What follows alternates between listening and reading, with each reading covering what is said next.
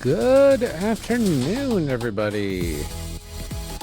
Let's see if I can turn this volume down a tad.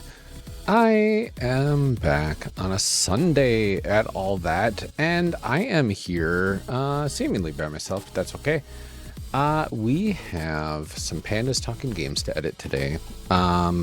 Potential that I will have to just leave the stream at any given moment because I am home with my kiddos. They are currently occupied with games and television and should be okay while I get some work done in the office here. So we'll see how this goes. For now, I do have some pandas to take care of, so I'm gonna go ahead and we'll just turn this down just a smidge more, and I need to pull up not this one, this is Roll for Recall. We're gonna go with Pandas Talking Games, and we're gonna be doing a little bit of talking back. I just want to give a shout out into the Slack Room for Life for the Polygamers Podcast Network. So any folks there might be willing to join would be nice.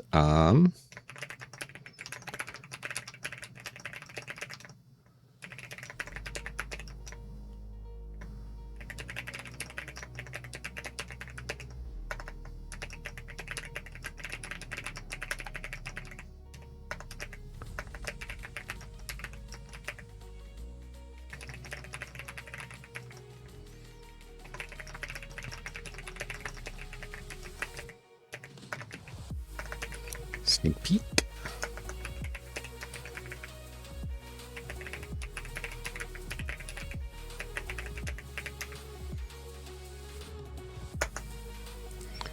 All right, that'll minimize that and get my little thing up here so I can see how it is all looking.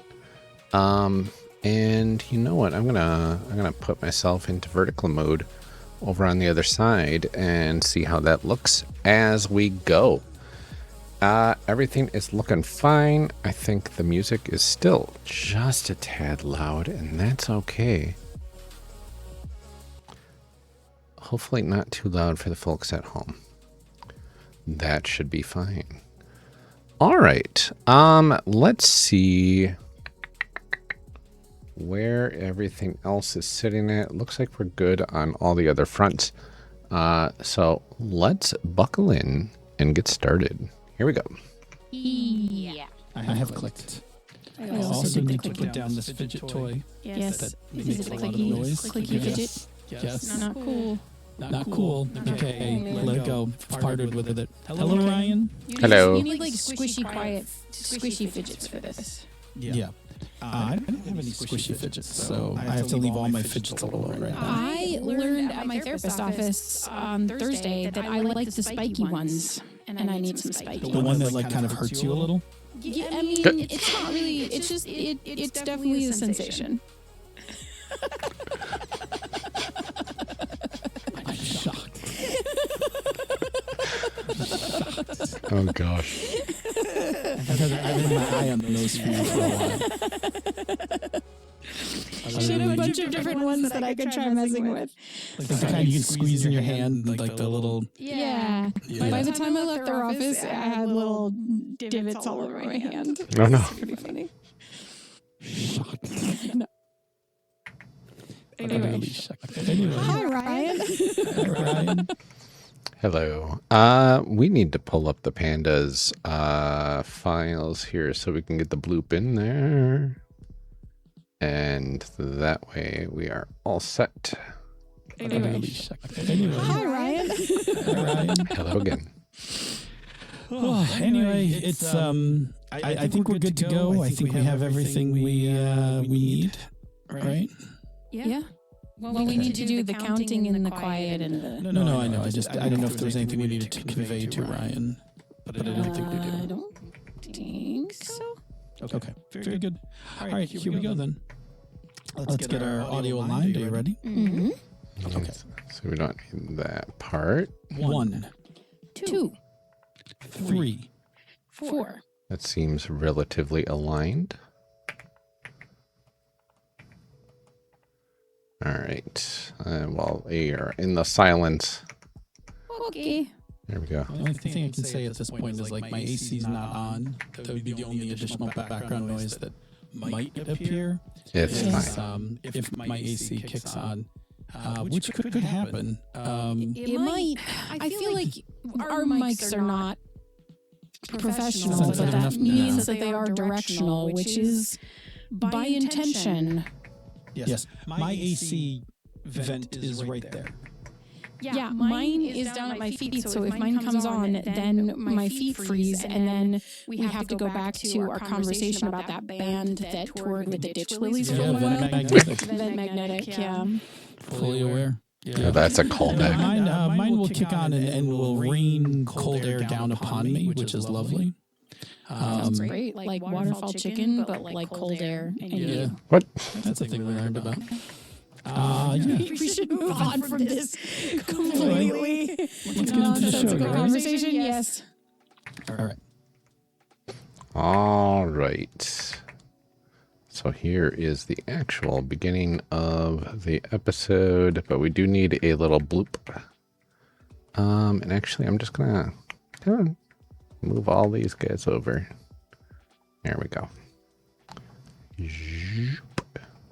Pop them over there, and then we're going to go ahead and put a little marker here that says this is the open. Hey, Senda. Hey, Phil. So I was wondering for our game, since I know you're going to be out, do you think it'd be cool if Bob played Aveline? I don't know. We should probably talk about it. Music. That would be wild. Okay. Move these guys over just a tad so I can. No, that was supposed to be that one too. There we go. Boom, boom. Wow, Bob. That would begin to do some shit, man. Yeah, that would be absolutely wild. Okay. Moving this outtake back to the outtake pile. And this is the music cue. And this is the start cue. And while we're here, let's toss in that intro music right there. And it looks like we need a little bit more space. So we're just going to add a little bit of silence here and get rid of that and pop this over and move the marker back. Good to go. And welcome to another fine episode of Pandas Talking Games. I am one of your hosts. My name is Phil. And I am your other host, Senda. And for today's episode, our topic comes to us from Kit, who is a dear friend of mine. And I don't know where to go next with this sentence. Ryan, save me. No. Anyway, let me just... What did Kit take? No, I'm just going to start that sentence again. Okay. Fine. I will save you. And I am your other host. That's fine. Senda, I got you. This is the whole thing. Oh gosh, not that much. All right, and I'm your other host, Senda. Not me. That's Senda. I'm gonna put a little minute buffer because we've got a big outtake to toss in there. There we go. That looks good. My name is Phil. And I am your other host, Senda. And today's episode came to us from Kit, I think on Discord, actually. And Kit asked us to talk about playing other people's characters, whether GM or PCs. Cool. Maybe just really quick, just say, for our listening audience, Discord is not a place you can regularly find us.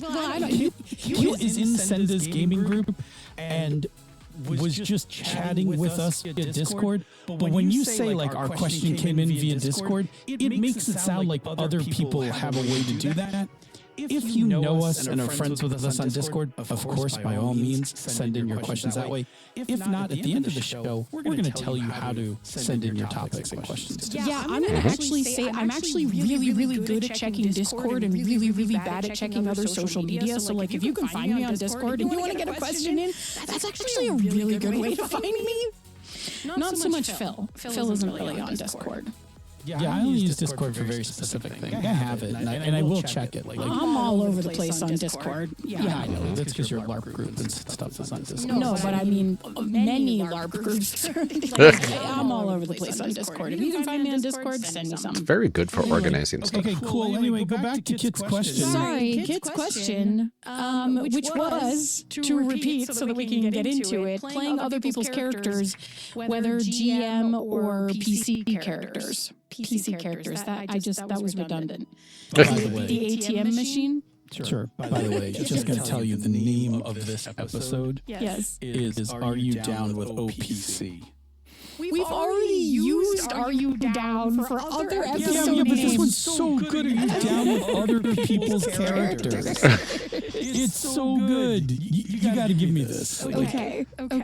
You may have to remind me. Are you down with OPC? Anyway, let's talk about this, right? So obviously, Kit's statement is brief and has the connotation of other people playing your player character. We are definitely going to talk about that. But as we always tell you, that we are capable of making a show out of even the simplest question, we have expanded this to cover other types of games and other setups where you might be playing either shared characters or NPCs or stuff like that. So in fact, the three categories that we came up with are playing other people's PCs, troop style play, where there's like a group of characters that you can all share, and everybody can take a character, put them back in the middle when they're done, and playing NPCs within a scene. Yep. Okay. Cool. So why don't we just one step through each of those and talk about them a little. Then let's talk about the issues, and then, to no surprise, we'll talk about the communication necessary to make that all work. Oh, you just totally spoiled the ending, which is talk about it. It was always going to be talk about it. Take that mask off. Oh no, it was communication all along. Spoilers. Exactly. Cool. Okay. Let's start with types. Tell me about playing other people's characters. Like, first of all, when does this come up? Yeah. So this is kind of a big one when you have folks who miss a game, right? For some reason, the person who normally plays that character is not there. And now you're deciding what to do about that, right? And This happened a lot with me and my gaming group when I was growing up. A lot of times somebody would be able to miss a session, and then we would mostly control them through combat decisions and whatnot. But like most of the role playing was just kind of, they became a background character, which was interesting. it becomes more important in games where you have specific niches, right? And playing without that specific niche filled for that particular game session is going to be a problem. Like if you're playing D&D and your cleric is out, right? Yeah. You could be in trouble. You're playing a sci-fi game and you need your pilot, but your pilot's out. Right. Or you're an engineer and you can't fix your ship, right? So, that's when it becomes more important. Yeah, I think so. I think there's a couple factors that lead up to this, right? So one, niche is definitely one of them, right? So the game that you are playing has specific niches, and the play requires niches, right? So like D&D has that core assumption, right? Wizard, rogue, cleric, fighter. Right. And if you don't fulfill that, then suddenly whatchamacallem, oh no, encounter numbers get all funky, right? Either the encounter numbers get funky or your ability to persist in the dungeon gets harder. But like, for instance, there are other games that have niches. Like superhero games might have like tank, controller, blaster or whatever. But those may not be integral to the game. They may just be types of characters. Right. Because the play doesn't require work from every single one of those. Yeah, like Dungeon World accounts for, like Dungeon World does a nice job of accounting for not having a cleric by having a couple different types of healing items.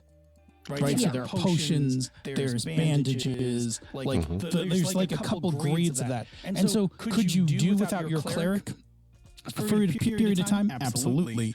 Might not be as much fun, but there's kind of a way to deal with it. Now, the other thing that I think also, there's two other pieces to this that will make this harder. One is geography. So if you guys are in the middle of a game and you are deep in a dungeon. Oh, yeah. And now there's not like an easy explanation for where that character's here, right? They couldn't have, quote, gone back to town. Right. By themselves through half the dungeon. Right. So for instance, like when I play my Blades game, Blades has roles, right? There are niches, but they are not... You can play with a different mixture of niches each time, right? It just will determine what approaches you might want to take to your score, right? But what I do is that game always, we play one score start to finish. And only once in our 22 sessions have we carried a score over. And for that, between games, if somebody can't make it, we're not stuck in the middle of a story where either somebody was an integral part of the plan or was in the middle of actions or something like that.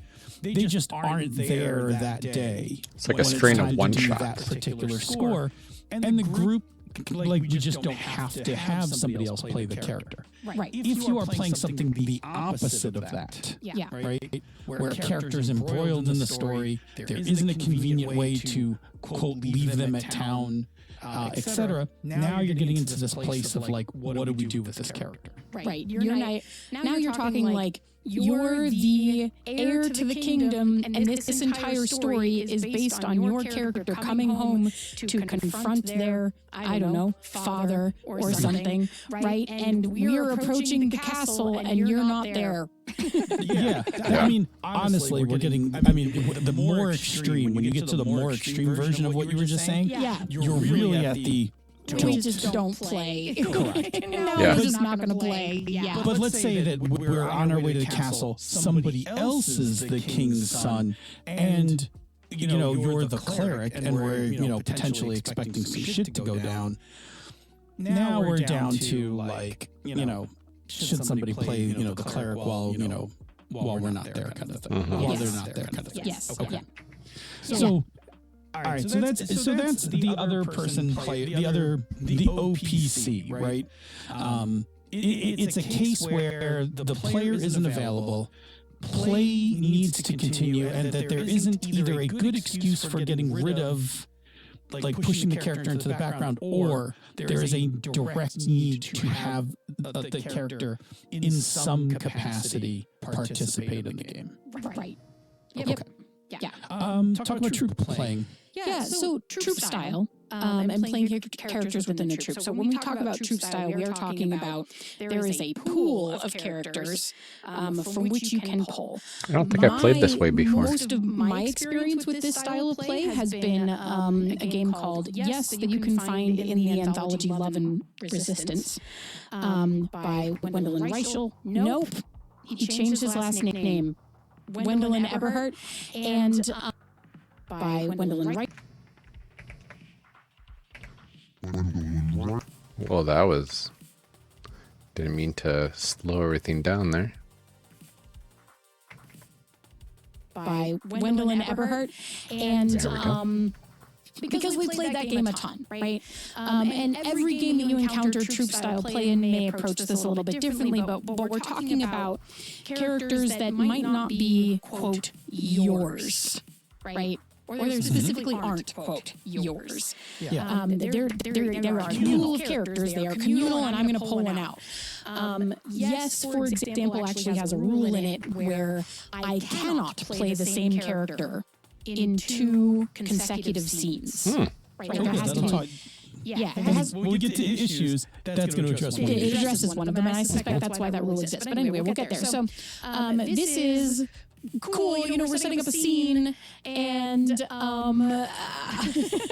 who wants to play what? Well, we know that Little Moon needs to be in this scene, so I'm going to grab her, right? Et cetera, and then we construct the scene and the characters. So for yes, all of the characters are troop-style characters. Everybody's just reaching in and grabbing somebody.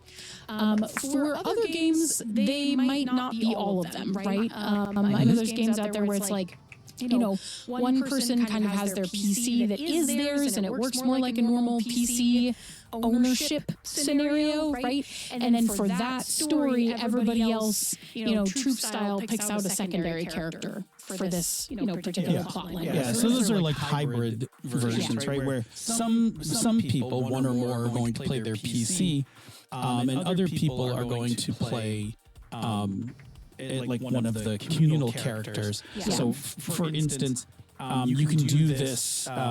You could do this in a Forged in the Dark game. So, like, let's say Scum and Villainy. Your main character may have overindulged and gone on a bender and disappeared. And while they're gone for the next score, somebody decides to play one of the crew members. Right. Yeah. Right. And so then they just pull the crew member, and they only play that character until their character returns. And then the crew member kind of goes back into, you know, the middle, right into the pool. And somebody later may run into a similar situation, like maybe their character's healing up, they got really jacked, and they're like, yeah, I shouldn't take this character back out until they finish healing. I'm going to go grab... I'm going to go also grab one of the... I'm going to go grab that same crew member or a different crew member. Right. Yeah. Okay. Cool. So that's hybrid. I actually really like hybrid. If you're playing games where healing and things like you could be out for a bit or something are important... Yeah. Like if that's like, then I like the idea that like you have kind of a, you're not out of playing the game. You just, you know, park your PC and grab, you know, one of the communal characters. I think that's neat.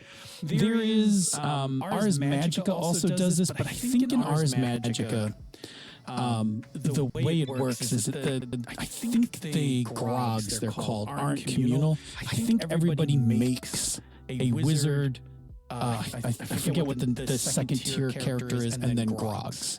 Okay. And so you like just have like a bunch of characters and switch between them. Yeah, like you have 3, and then when the game is like, when the game's picked, like the focus might be on one player, and you're like, cool, my grog is like, I'll grab my grog, he's coming along for this adventure. Right. Okay. Well, it's a little different. Like that's a personal. That one's a little different because you're not sharing. That's true play without sharing. That's different from having a communal pool of characters you can pull from. Yeah. Now I think what is it? The Blades in the Dark military one. Now I can't remember it. The Forged in the Dark military game has grunts that I think are communal. Yeah. Interesting. Okay. It is not a style of character that I have encountered super frequently, but I actually really like it when I do. That's I think my point as well, right? Like I don't think it's a thing that people design into their games a lot, but I also kind of like it when it comes up. I like the idea. I think I like both sides of it. I like the idea of occasionally just playing another character. Yeah. That's kind of, you know, not my main. Yeah. But then I also really like the idea that usually that's coupled with a thing where like, hey, my character overextended themselves and is pretty jacked up, and they need to like stay in the back to tank, right? And like, right. But I'm not going to sit here and just watch the rest of you play, unless that's what I want to do. In which case, that's perfectly valid. But you know, I usually want to sit at the table to play. Also, we're not hand wavy the fact that I got really jacked. Right. We're not pretending that didn't there's happen. consequences, right? Yeah. Like, oh, we get to the end of the session. Doesn't matter how much damage you have, you'll be fine for next session. Yeah, bye. Some games, that's perfectly fine, like a superhero game. Sure. I think that's great. That. Yeah. Okay. Anyway, the last one is one that sometimes shows up in games and a lot of times just happens spontaneously. I think a lot of times with people, especially with people who played a lot, right? Yes. Which is people jumping in to play NPCs in a scene. Yeah. So this one can, like I said, this can be part of a game specifically. This could just be table culture that you have in your at your table, but essentially a scene gets set up that is focusing on one or more players, and a player who's not germane to the scene, like who's not spotlighted in the scene or who's not in the scene, offers to pick up one of the NPCs that is in the scene. Yep. And plays them out. Yeah. See this a lot in actual plays, right? I know a lot of the stuff on the One Shot Network, especially like Campaign, Starwall, the ones that I had been editing, a lot of times they will just hop into NPCs off the bat, and a lot of it's comedy based, right? Like, especially when you're going for that comedic touch, hopping between NPCs, players playing NPCs for you when it's not consequential is a phenomenally fun time. And this can be fun a lot of times because if there are multiple NPCs in the scene when it's set up, it's not hard, but it's, you know, it can be a challenge for the GM to play through all of them. Normally the GM is going to focus on playing whatever the driving NPC is. That is the NPC who's going to kind of move the scene to its goal. Yeah. Right? So like, for instance, you know, in Children of the Shroud, like we might be at somebody's, like we might be at Jerry's character, I can't remember his name off the top of my head. T. Might be at T's house for dinner. The whole family's at the table. Yeah. T's And there's like a lot of them. Right. T's mom is the driving character in the scene. Yeah. Like T's mom needs to like tell something or create like a, you know, the scene where we're going to see, you know, how T reacts. But T's siblings are there, T's father's there, and so somebody might just jump in and like play the sibling to just amp up the scene. Right.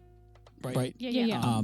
I think like personally, I like that.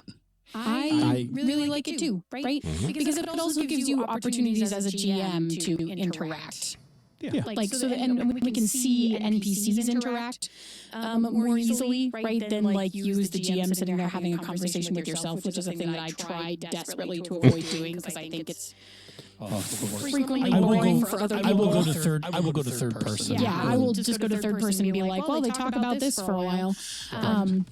But if you have someone else to play another NPC, then I think it's neat to build things up. And I know that some of the stuff that happened in the Children of the Shroud, right, was when people stepped in to play the other NPCs, and then they like, you know, those NPCs were like listening at the door, and then mom was like, "Get out of here!" Right? Like, and then that kind of family dynamic stuff wouldn't have happened if you had just been playing them. Like you might have described it happening. Ooh, I just banged my mic.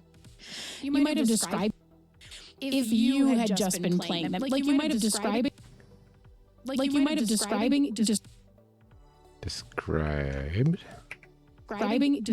happening. Describe. Oh boy, this is gonna be a. You might have described it. Maybe it's here. Let's see. Describe. Yeah, I can do a pretty clean cut here. So I just shove those together. Like you might have described it happening, Perfect. it had more impact. It's right? different. It was more spontaneous. Exactly. It was great. Yeah. I would have. I mean, I could have been spontaneous, but also, I'm Whoops. I accidentally double-clicked a little too hard there. That's all right. trying to drive the scene. Yeah. Right? Yeah. So maybe I remember to do something like that. Maybe I don't. Right?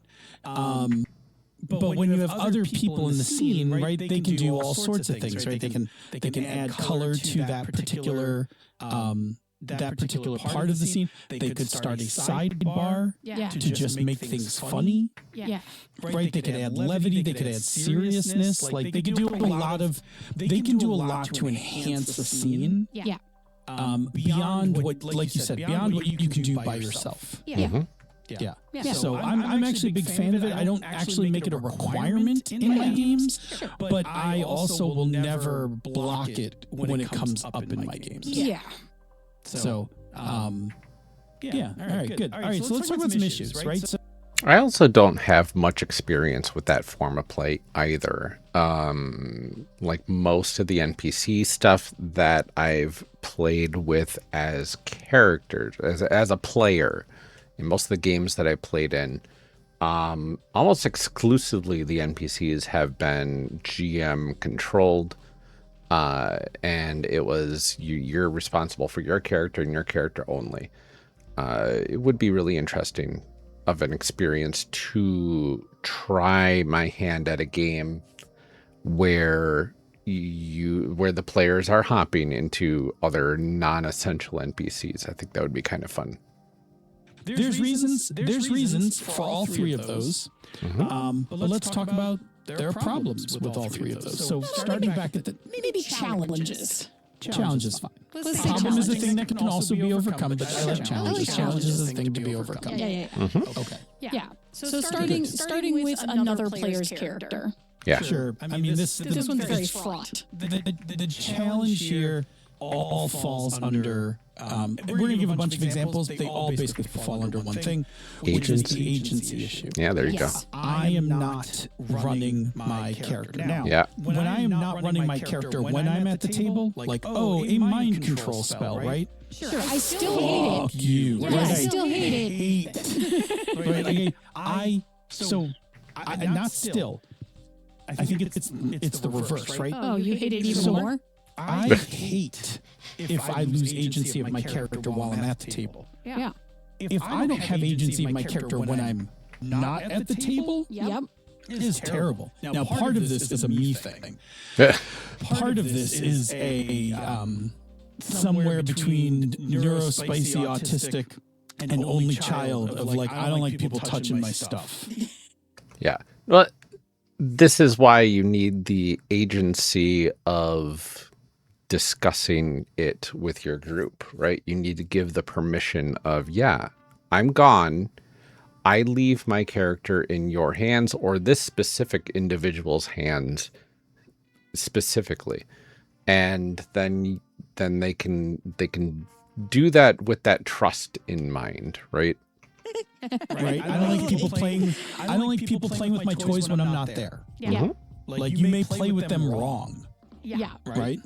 So, I am not a fan of this, and so I'm going to tell you what my concerns are regarding this, and then you can, if you want to add in some. Sure. So first of all, I don't know what you're going to do with my character, and I may come back to the table, and there may be consequences for shit you did that I may or may not have agreed with at the time. That's Yeah. fair. Or you may have slapped the king. Right. I don't know if I would have agreed with that. And now there's bounty hunters ready to kill me because I slapped the king. I didn't ask for that. You didn't make that choice, and you were dealing with the consequences of literally someone else's actions as if they were now yours. Now sometimes I might be like, after everybody tells me what happened in the scene, might be like, oh yeah, I totally would have slapped the king. That's cool. That guy deserved to be slapped. Sure. So some consequences I'm going to be okay with. Some consequences I'm definitely not going to be okay with. The problem is that you weren't there to weigh that risk-benefit decision at the time. Correct. And we're going to talk when we talk about making this work, right? There are some things you can do around this that helps, but you can't anticipate every problem or every action. That is the thing about role-playing games is there's an infinite amount of actions you can take. You cannot prep somebody who's taking over your character to encompass all of those possible situations. You might be able to pick some big ones, right? Sure. All right. So anyway, consequence of actions. What's the next one?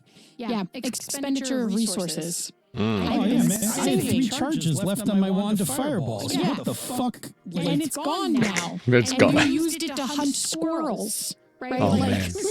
Yeah. Maybe you use them for legit reasons, but maybe I was planning on saving those because I knew we were going to like the Frost Giant Kingdom. Oh, yeah. And was like, oh, I should probably not use the wand of fireballs for a while. Save it up so that I have it when we get there. Not anymore. Yep, it's gone. Yeah. Yeah. This is the same thing as consequences, right? This is a consent thing. Didn't ask for it. You went and did it anyway. Now I got to live with the outcome of your actions. Yep. Which gets to the ultimate one. It is really the ultimate consequence in this kind of game. Yeah, dude, Hey. sorry, man, you died last time. See, that's not good. That's not okay. Or just your character No, died or not something. TPK. Just a hey, we went into a battle and we didn't protect you because you weren't there.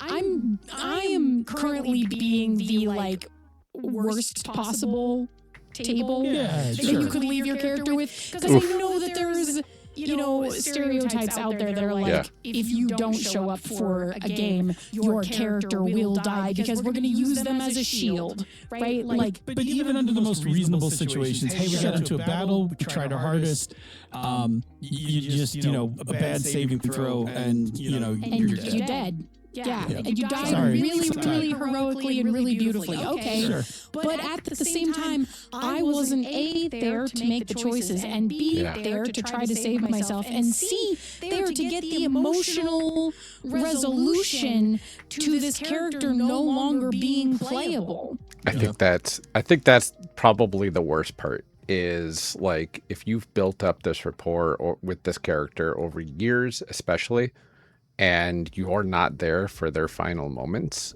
that would hurt, I think, the most out of any of these consequences, right? 100%. Just left. Now I just have open loop story that you're just telling me about what happened, but I wasn't there. I would be Hate it. fucking I livid. would never play with those people. I would table flip. I would table flip if I walked in and was like, "Oh, we got your character killed." Yeah. Even under the most reasonable fucking circumstances, I would still be like, 100%. Yes. I would be like, "You assholes!" Like, just like, Yep. yeah. Yeah. Okay. Last one is they could interfere with one of your personal story arcs. Not so in the worst case, of course, intentionally, but in the less worst cases, inadvertently mess with your personal story arcs. Yeah, that's not right. I do think this is an easy one to avoid as being the player who's playing the character or instructions to tell people. Or also, and hopefully the GM wouldn't present Also correct. a player who is not the normal player of that character with massive personal story arc time. Yeah. about I trust? think this is the least likely if people are not being assholes, right? Yes. Mm-hmm. Yeah. If you are being conscientious, this one probably won't happen, but it could. It could, and you don't know. Yes. Yeah. You don't know. You come back to the table to find out that, like, You've divorced your wife. Right. Like, by the way, your wife delivered the divorce papers while you were out. You kissed a barmaid at the at the pub, and now like one of now your girlfriend saw you kiss her or something. Right. So she's pissed. Like, what the fuck? Yeah. Like again, not a likely one if you're playing with people who like give a shit about you, but like also Still a thing. still on the table. Yeah. Still a thing. All right. So that one's to me that one is fraught with danger. Yeah, that one to me is the worst. And the way that as a player you would have to be cool with this is to just surrender the agency, right? And just be like, well, that's what happens when you don't come to the game. Yeah, now, which is not really if you sign off on that, again, if you consent to these things, it's fine. And this will get to part of our solution about communication. If you did this on the fly, like let's just say like you don't have any of these agreements in your game. You're a cleric, you're in the middle of the dungeon, you're heading towards the big bad fight, and somebody picks up your character to play it, and we've not had any discussions about how this works. And any number of these things happen, I'm not cool. I'm not okay. Yeah. Right. If my game was set up with, hey, anytime you can't play, somebody's going to take over your character, and we're all going to have some agreements about like what you should, you shouldn't do, and you can add some personal riders to that or whatever, then that's on me. Yeah. See, that's kind of how our group was set up, and actually we also rotated GMs in the same campaign. So we would do one story arc with one GM, and then their character would be kind of like secondary GMPC, almost sort of adjacent, right? A lot of times the GMs would just say, well, my character, because it was mostly a superhero campaign, my character's off doing other stuff while your characters are doing the storyline. And I was a big fan of having that GMPC, but downplaying their role a bit, putting the spotlight on all of the other characters, because my character was the type of character that would stick with the group and fight all the things and all that sort of stuff. So having that role of stepping yourself down felt very much the same as when somebody couldn't join the party that day. We were able to kind of keep them there. They were there. They were experiencing the things. Like, they weren't totally in danger in combat. Like, they weren't the primary targets or anything like that. And then they wouldn't do the most in combat. The spotlight was on the other characters while they were kind of also there in the narrative, which was an interesting way of doing it. I signed up for it. Yeah. I have to come in being okay. So it can be done, right? The OPC is entirely doable. It's entirely easy to fuck up. Yeah, it's just a lot of places you can mess it up. It is entirely possible to just structure your game to make this far more possible. Sure. Should we finish talking about the challenges, though, before we get into solutions? Did we? Yeah, exactly. So troops. Let's talk about troops. So troop, obviously less agency problems because they're communal. Right. This character isn't yours to begin with. Right. Go ahead. Yeah, I literally just remembered. I mean, yes is still my favorite example of this, but like you and I also wrote a game with troop-style characters. The most extreme style where everybody only plays one character. What? We in Turning Point, yeah, everybody plays. Yeah, you just grab. You pass around the main character. I was thinking about the fact that we share NPCs in that and create a scene. That's the second part. But yeah, the most extreme version where you communal play the main character as well. You got it. Words. Exactly. Did you like? Let's go back to troop. Let's go back to troop. Yeah. What are the challenges? You got this, Senda. The challenges, yeah. I think one of the interesting things is this is a funny thing because this is something we usually like if you're not playing troop-style characters, right? Which is one person may embody that character more, or everybody likes how they do it, or they really like playing them, right? And they get attached to that character. And the reason that this is a challenge is because in troop-style play, it will mess with the pool sometimes, right? If one person is always taking the same character. Well, what if they're not there? And now they're not there.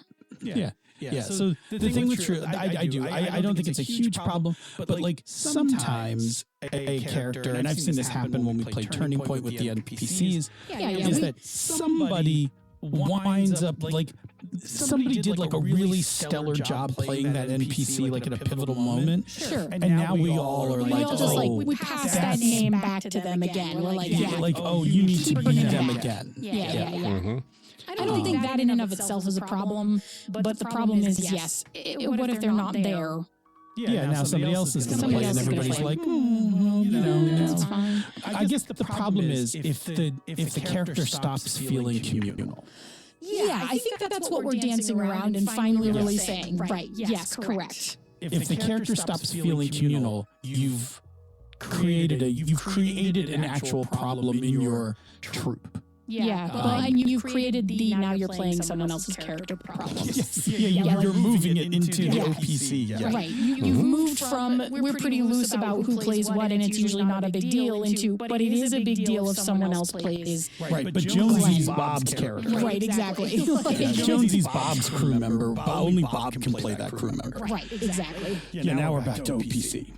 Okay. I think the other challenge here, right, is and this is just, I think, something you just accept when you're doing this kind of troop thing, is there is a challenge in keeping the personality of the troop character consistent. Yeah. So I mean, I think, there are ways to solve around this, but, Bob playing Jonesy is going to be different than me playing Jonesy, which is going to be different from you playing Jonesy, the crew member. And we just all have to be kind of cool with that. Right. And we have to be cool with that when Bob's out. Right. Or when Bob goes back and plays Jonesy again after one or two of us have played. Yeah. Exactly. Yeah. Exactly. Okay. Cool. And then what about the NPC? Like playing NPCs in the scene? I only have like one real problem with this one. Yeah, interesting. I guess what's your problem with it? I think all the ones that we have written all center They're all around kind of one thing. That's why I'm going to just toss it back to you. You got to like your job in the scene is to either not get in the way of whatever whatever the goal of the scene is. Minimally, don't get in the way. Right. Yeah. Or help it. Yeah. But block it. Yes. Don't block it. Right. And the tricky part here is it's a communication thing in if you spontaneously grab an NPC in the scene and you don't know what the GM's goal is and you're not reading the scene correctly. Right. Right. You run the risk of kind of taking on that character and then starting to say stuff that's going to now conflict with where the goal of the scene was going. Yeah. Right. So in the case of be a good supporting NPC. Right. It's really key. It's different. It's different if I hand a player a index card and it's like, hey, sure. I want you to play T's mom. Your goal here is to convince T to go out or go to prom. Yeah. Yep. Right. Like that's your goal. Here's it's written on a card. Go. Yeah. Right. That's one thing. We're in communication, right? We're in communication, GM to player, or player who's picked up this NPC. We're in sync. If the goal is that I need T to go to prom, and we get into the scene and you're playing T's sister, you don't know what else is going on. You don't know that that's where I'm heading. And you're like, yeah, prom's stupid. Only losers go to prom. Like I would never have been caught dead at prom. You know what I mean?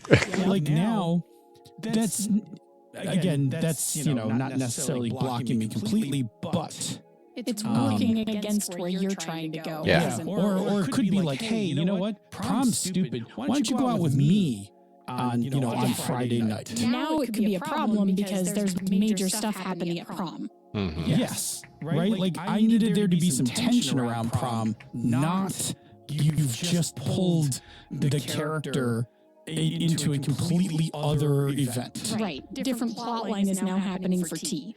Yeah. Correct. Because he's not going to be in the back rooms while everyone else is. Yeah. So that's to me, that's where the challenge is.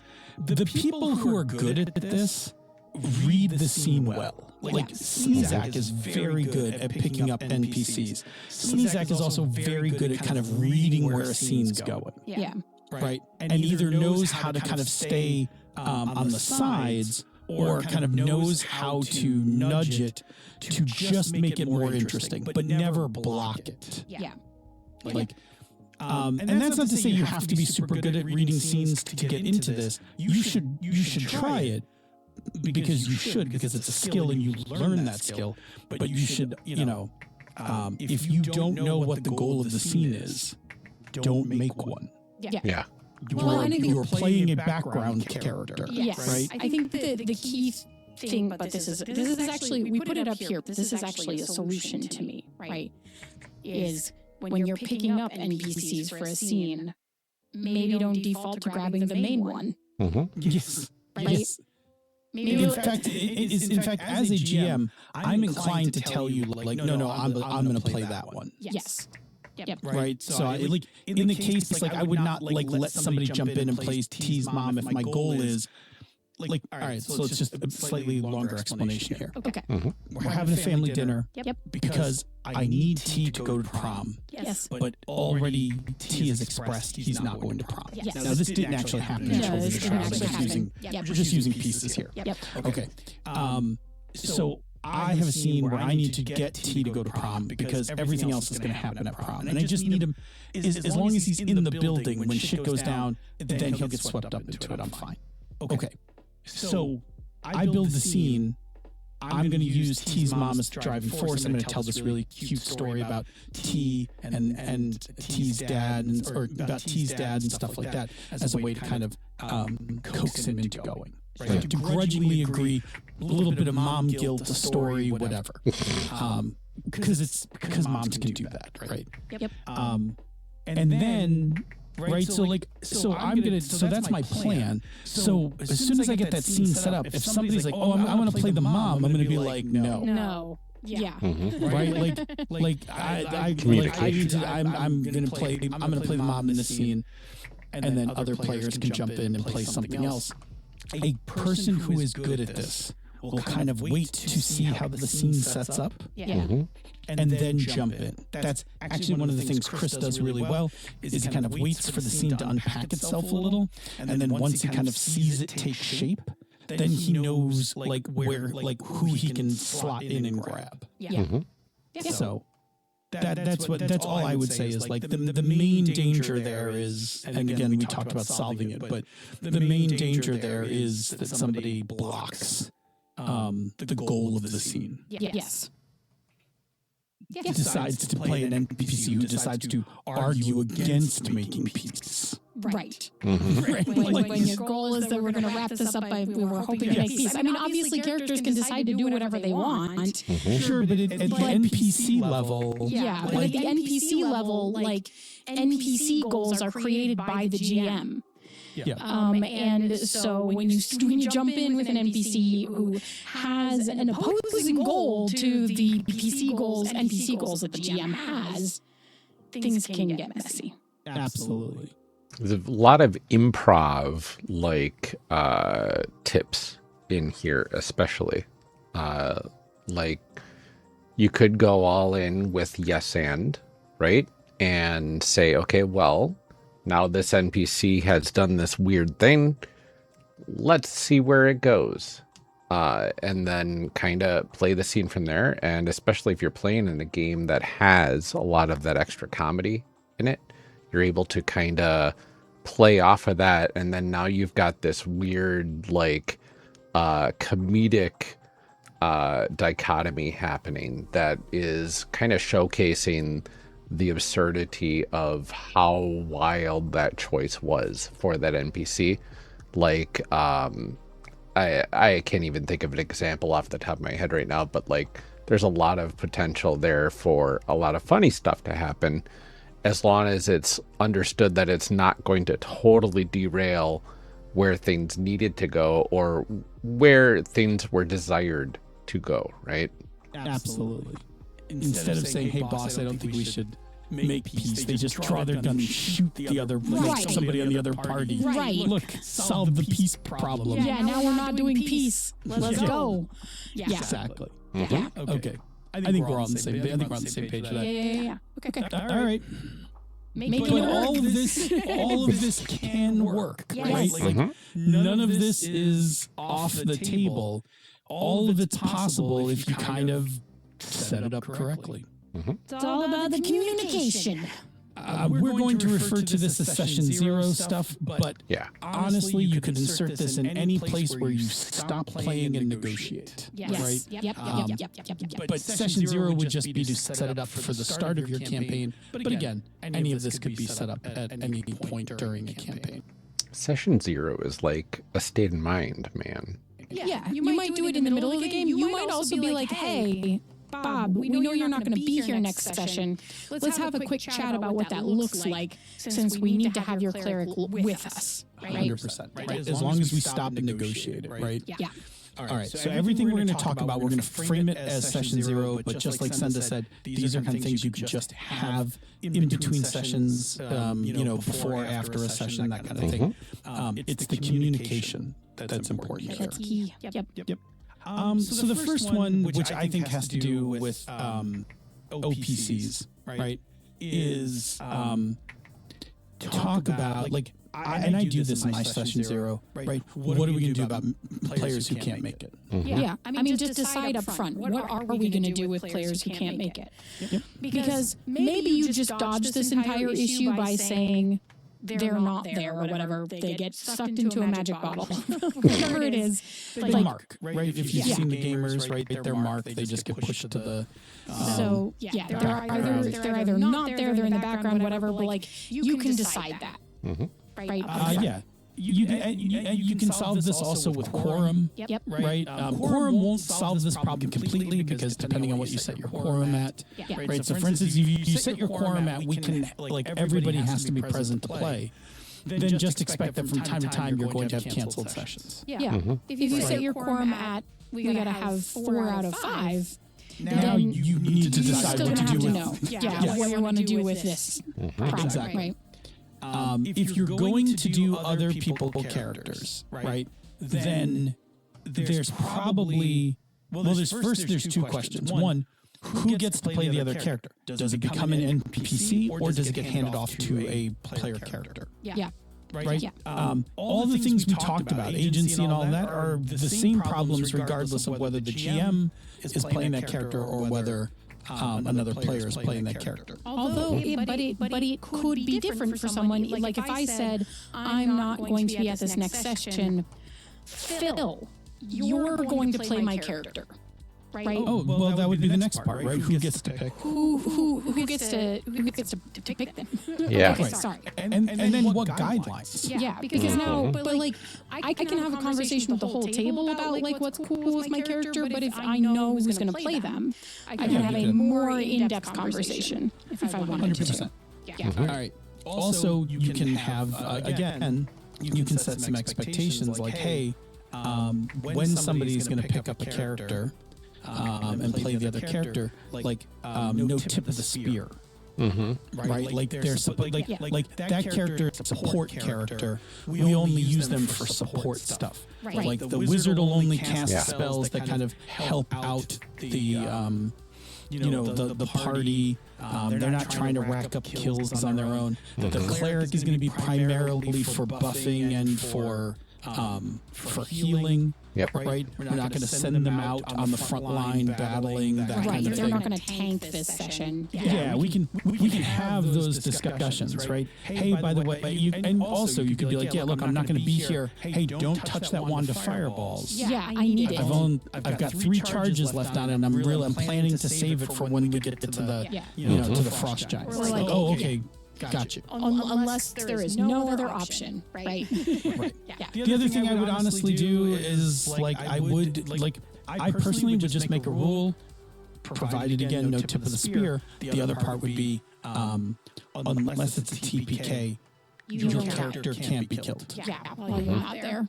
You're unconscious. You're down to you might be down to 0 and be unconscious, and you come back and you have to start working some healing stuff. You automatically make your saving throws. Yeah, but you don't die while you're not there. You now have plot armor. Yeah. Yep. Just the minimalist plot armor possible, but it's like enough to get your character to the next session. Yeah. But also, like, as a GM, I'm not going to try to interact with or target the character of a person who is not there. No, but opponent fireball be opponent fireball. Right. I mean, it might happen. It might happen. Yes. But like. Yeah, I'm probably not going to try to like knock your character out, but like there's situations where I can't help it. Right. If you got everybody, then you got everybody. Yeah, exactly.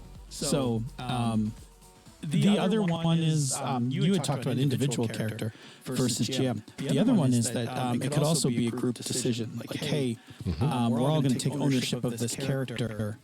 This way, like, it's not on one person. We all like if that character is going to attack, we all agree like it should attack that creature. Yeah. Strategy. And I think frequently, actually, this is how it's worked for me when we've had to play characters. At my table, it's been a long time because I'm frequently not playing games where the kind of niche enforcement of this style of play matters as much anymore. But like, the cleric's out and 2 people are badly injured, we're probably going to group think, decide what move we want the cleric to make. Right? Yeah. And I think this is, like, again, I have to put this into every session 0. I think you need to look at the game you're playing, the way your stories are constructed, the way your campaign is constructed, your setting, and you need to decide how high of a risk is the my niche character is somewhere where they can't get away, needed, and and people aren't going to be at the table. Yeah. You, based on that risk, you can assess how much of this solution you need to address, right? If you look at it and you're like, man, this probably will never happen in the game, cool, then don't worry about it. Like, you don't have to cover it. But if you're playing a game where it's like, that player's on call. Like, their job has them on call, or they're, they just had a newborn or something. Right. Then, you're like, there's a higher risk that this person isn't going to make it. We should probably get this better defined. So I think the other thing, and we didn't talk about this really because we've been talking about the niche missing sort of style of play. But I'm going to call out in the same way that we were concerned about personal story arcs and agency. If I'm deep in a dramatic story game, even though the consequences might not be death or expenditure of resources because it's just maybe like a story game or just telling a story, I still don't really want anybody to play my character. Right? Yeah. And I mean, look, there are legitimate times where, depending on where you're in the story, like even your quorum rules don't matter, right? Right. There are times where you're just like, you know what? We can't. Everybody needs to be at the table for this next coming session. And Bob can't make it for whatever reason. It's cool. We'll skip this. We'll skip this session. Yeah. Like we'll go do something else. Yep. Sometimes it matters, right? Right. Sometimes it matters. We are talking about more of the general case where, we're playing this and, hey, our player who's playing this cleric is not super able to commit on a regular basis. How do we want to handle that? Yeah. Yep. Cool. Okay. So 100% have that discussion, right? The higher the risk, the more detail you should put into that discussion. 100%.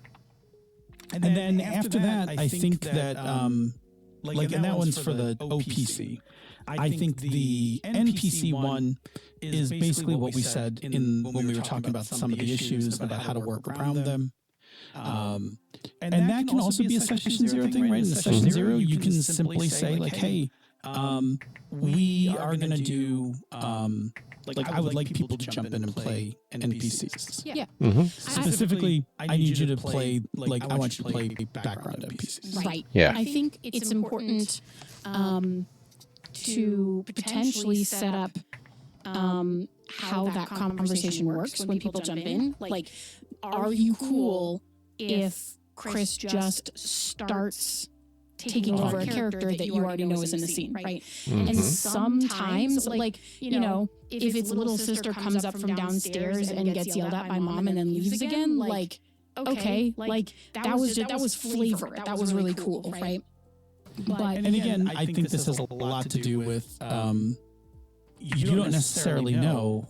For all you know, I'm going to make a hard pivot in the middle of this scene to another NPC. right. So I honestly, my answer to this is always like, ask. Right, like if it's a character that's already in the scene and you're about to pick them up, then my instinct is always going to be like, hey, like just a quick, like, hey, can I pick up this one? And you might be like, yes, or you might be like, no, or you might be like, yes, and here's what they want right now. Mm-hmm. Right? You might just verbally tell me, like, they're a background character, but here's what they're going for, right? Yeah. And then that just gives me a North Star to point myself at. I'll tell you one of my favorite times that somebody asked to play an NPC Yeah. in a game that you were in, and it wasn't one I was intending. Yeah. We were at Origins, and I was running a one-shot. Oh my God, that was really good. Yeah, okay, now I know what you're talking about. And Kick-Ass Emily walked by, and I was like, "Hey, It was the Warren. I'm sorry, the Warren. Yeah. It was the Warren Yeah. rabbits." And just like asked Kick-Ass Emily if they would like to jump in the scene with me, pulled her aside, told her what the scene was, gave her what the NPC like was, and then set the scene loose, and it was magnificent. It was so good. And that's the case where that person wasn't even playing in the game. She wasn't even That's playing amazing. the A game. spectator Yeah. to play the She wasn't NPC. even, I mean, I guess she was like walking by and stopped to chat, right? Like, Yes. man, that's the thing about Origins that I miss. Yeah. Okay. We will one day go back to. Yeah. We have a plan. Plan. Anyway, all right. So I think we've talked about it, right? Mhm. Playing other people's characters is not a no-no. It can be done. It's not my favorite thing. It's not a thing that I would advocate personally for in a lot of games. But like a lot of things, if you do it deliberately, you put in boundaries and you build it around consent, Yeah. then I think it's very workable. It totally can be. Mm-hmm. And you create together communally, right? What the expectations are Yeah. for when someone is out about things like character death, resource expenditure, etc. Yeah. Again, I'll go back to what I said before just a few minutes ago. The higher the risk that you think this is going to occur, Yes. the more discussion you need to wrap around it. Correct. Mm-hmm. Yeah. And, you know, you can always do it at session 0, and you can always do it mid-game, between games, or whatever, Mm-hmm. as long as you stop, play for a moment, think it through, discuss it clearly, set those boundaries, get that consent, it's fine. Yeah. It's not my preference. It's right? not my But- preference either. I would rather just not have that character at the table if possible. Yeah, me too. Like, your player's not there, your character's not there. But I can 100% see, like, for me, I know it's coming up. I have the next game that my game group's going to play after we finish our run of Blades is going to be X-Crawl. And there's no way that we're going to finish a whole crawl in one session. Yeah. And the group's going to be 6 people. And there's no way that all 6 people are going to make it every week. Yeah, no possible way. Yeah. And on top of that, it is a game that does have niche characters. Mm. And a lot so- of death, right? Um, Pretty no. Deadly? No. Actually, I haven't played it. Actually, the one nice thing about X-Crawl is that because it is a sport, every room has a door you can run out of or be dragged out of, Oh. but you are then out for the rest of that adventure. Oh. And that could be hard to come. Like, it'll save your character, but you might be benched. Right. Yeah. That might suck That's if a eventually thing masks we're going- another session. Yeah. That thing is unto itself a thing I have to have a whole talk with Yeah, about. you gotta decide how you're going to deal with that and as a group, Right. and what does that person do for that next session when they may be stuck. Yeah. But I also have to have a talk with the group about just knowing the way this game is going to be and the way the group is. What are we going to do when the cleric can't make it to the game? Yeah. Do they just walk out the door and they're Or is somebody the designated player for that character? Yeah. Does everybody know how to play that character? Etc. Yeah. So that's a game where I'm actually going to have a much bigger discussion about this than, like, for instance, in my Blades game. In my Blades game, we just don't. Because of the way the game is structured. If a player isn't there, that's cool. And our quorum will say, that there needs to be, I think, at least 3 PCs and the GM in order for there to be a session. Yeah. If it's less than that, then we just don't play. Right. The next game that I'm going to be running is Masks the Next Generation, and it's Super's game. So, like, if someone's not there for that arc, or that story, all sorts of that nonsense moment, happens. right? Like, it's fine. Yeah. And it's planned that way because I have one player that I specifically know will probably make it maybe about 50% of the time if I'm lucky, right? And that's a known thing. That we walked into this knowing that we were planning a game where at least one person is going to be unreliable in attendance. Yep. Okay. Cool. All right. So with that all said, we should wrap up. We are late into this session. Almost an hour. Episode. So before we can get out of here, Synth, tell me about another show on the Polygamers Network. Yeah, I would love to. On the Gnome Cast, several gnomes from Gnome Stew get together and talk about gaming topics and themselves in an effort to entertain you and avoid being thrown in the stew. Except for that one episode recently where it was accidentally the Misdirected Mark reunion show. I mean, it was kind of fun. It was fun. So if you're looking for that, you can go find a momentary reunion on the Gnomecast feed. Yep. It was fun. We'll hijack another show in the future. Yes. I don't know if it'll be Gnome Stew, but we'll hijack some other show in the future. Fun to do. Anyway, cool. Say, where do people find us on the internet? Well, you can find all of the places to find us at Polygamerous/Panda. It's polygamero.us/Panda. I have not updated the email address yet. It will not work. My apologies. I need to create a new one. In fact, because that one is gone. And also my apologies if you sent anything there and I hadn't responded to it yet. It is also gone. Well, if it's gone, they should have got a bounce back. Yeah. Well, but also if I didn't see it Before it got gone. then I don't know if I have the means to see it now. Anyway, we're still working on the Patreon fix thing. So my apologies, and we're a bit behind on getting the Patreon bonus episodes posted, but we continue to work on that, and I am confident that we will get it fixed anyway. So if you're looking for a way to contact us, that page is a good list of ways that you can, other than the email. And Phil, once they find us, wherever they find us, what can they do with that information? Yeah, like Kit did, toss us a topic and issue a question, whatever it is that is on your mind, because that is how we make shows. We take your questions, we come up with we add it to our experience, and we give you some tips and tricks to hopefully make it work for you in your game. So let's keep doing that, because we like doing it, and it hopefully is helping you guys out as well. All right. If you like what we do here elsewhere on the Polygamers Network, consider supporting our Patreon campaign. Go to patreon.com/MMP. Patrons get access to the Slack room for life. That's going to get you access to us in a pretty direct manner. Yeah, as soon as I can get back in to see people who are joining the Patreon to be able to add them.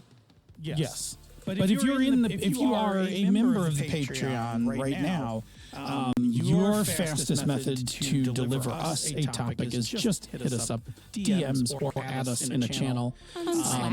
on Slack, we will be there. That's the one I guarantee I see the most. I don't always comment, but I guarantee I've already seen it. And truthfully, if you put in a topic that I think is going to be a good topic for the show, I'm not going to reply. I'm just going to go snatch up. We're going to go do it as a show. Because if I tell you the answer, then we've already had the show. Then, it's that's why the responses you will generally get from me are neat. Thanks so much for the topic. Yeah, or you'll sometimes see me say yoink. I have to squash my urge to reply.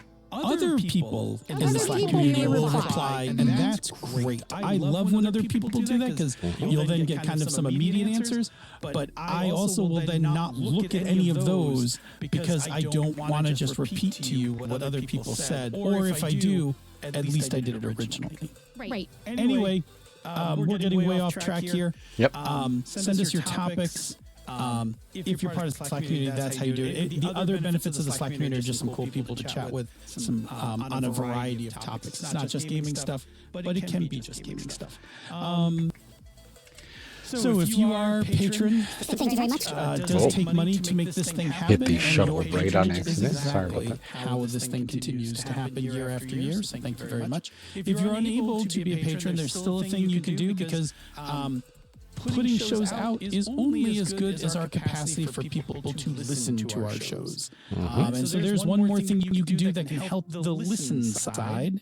Send what's that thing? Yep. You could leave us a rating or review on Apple Podcasts or the podcatcher of your choice wherever you are listening to the show right now.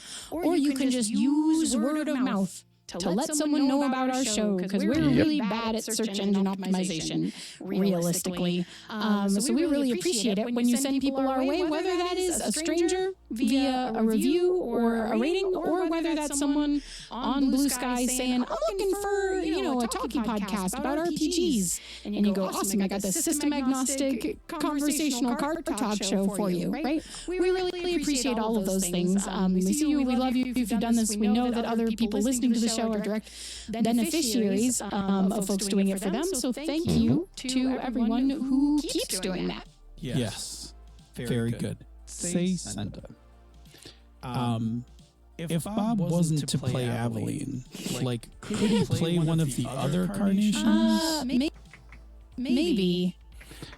Show me what you can. Okay, so that's the end. We're gonna put marker right around here, ending, and then this is going to be the lounge, and we're gonna shove the lounge like 5 minutes to the right. I think that'll be fine. And now that we're at the ending of the show, I can go ahead and grab the ending music. We'll line it up with that, see where we sit. Could he play one of the other carnations? Maybe. That sounds fine. Perfect. We'll hit the outtake marker here. And then we're going to go and grab all of the outtakes. Where I didn't take the... Oh, did I? There it is. I do have it in my copied. I did cut it. And I am your other host. No, that's the old one. Okay, let me grab that because that is over here. Show me what you got. Show me what you got. Show me what you got.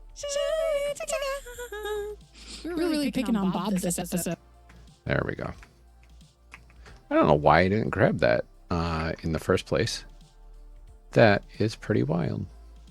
Okay, now I can grab the outtakes and bring them on over.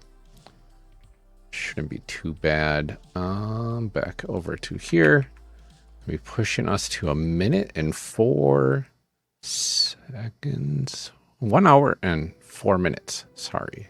Brain not braining correctly. That should be good. I'll save the project and then we're going to do an export time and hit that there. And we got to get to the proper directory 425. Everything else looks good. And let's export. Now, theoretically, this should only take a little bit of time to export. So I'm curious why it's wanting to take 25 minutes. So I'm just going to double check my FX here to see if there's anything weird showing. Oh, it doesn't look like it. Anything in the mix? No, nothing. It's like, why? Because like normally on my other setup, it was a minute, right? To do a regular export. Let's see, 425. Yes, wave, 32-bit, uncompressed. That's what we want. Current time selection, stereo, yep. Embed in edit original link data. What does that mean? I don't know. I think that's the markers. No, that's the markers in metadata. I don't know. Let me check on my other computer because I want to be able to export faster, and 30 minutes is not faster than 1. Let me open a recent pandas. All right, and we're just gonna grab a bunch.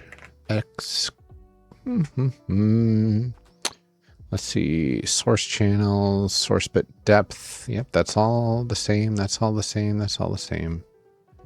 That's all the same. So like, why is it wanting to do massive amounts of grossness? Well, whatever. We'll hit OK and we'll see how it goes. It's fine. Okay. It is 2 o'clock in the afternoon. I'm going to let this go. I don't think it's going to take as long as it says it's going to take. It probably will only be a minute or two, is my guess, but it could be a while longer than that. So I think this is a good point. I do need a break. I need to go get lunch for myself and the kids put together, and we will see what we're going to be having. But then I'm going to be back down here by myself. No more streaming after this. We're going to be finishing up the pandas edit, get that delivered. I've got Starwall to edit and get that delivered. I've got Roll for Recall to edit and get that delivered. I've got a lot of stuff on my plate right now, and I need a day off, and I don't think I can afford a day off at this point because of where we are in our projects in my day job. So here we are doing editing on stream and trying to get some of it taken care of. So it is what it is. For now, I guess, I've been your host, Lord Neptune. I am here tomorrow with Minecraft. I'm very much debating starting a fresh hardcore world and just seeing how it goes. And if I die, I die. I start a new one. If it'll be a random seed, I'll just live with whatever I get, and we'll go from there. It could be fun. That'll be a stream only world where I will only play that world on stream, and then keep going from there. Wednesday, Crimson Desert Wednesdays. We're going to be doing some more endgame activities in Crimson Desert. And then Thursday, it's going to be another expedition in Hightail. We've got a basement arcane library to finish up. We've got an aqueduct to kind of spruce up a bit. And some other stuff I'm sure will come up in that game as well. And then next week, Sunday, around the same time as this stream, going to be doing some more live editing of podcasts. So would love if you could join me for any of those activities. It's always a relatively relaxed time, and I like to keep things as family friendly as I am able to, depending on the content that I'm throwing in there. And I'm trying to think, because I'm getting relatively close to the end of Crimson Desert. There's still a lot to do, but you know, I want to 100% the game, and there's a ton of stuff in the game. I don't know if I'm going to get all of the armor sets or anything like that, but, you know, I sure can try, right? But I'm trying to think of which game to play after that, and I'm kind of between Cyberpunk 2077 and Expedition 33. I'm almost leaning towards Expedition 33. I've played a lot of it previously, and would love to finish it completely. So I have it on computer now instead of PS5, and I'm really curious how it would play. So we'll see where we go from there, but that is a future me issue. For now, let's see, what else do we got going on? Not too much. So I think I will bid you all adieu. Have an excellent rest of your weekend, everybody. Have an excellent week if I don't see you again. Stay safe, drink plenty of water, and we'll see you next time. Bye-bye.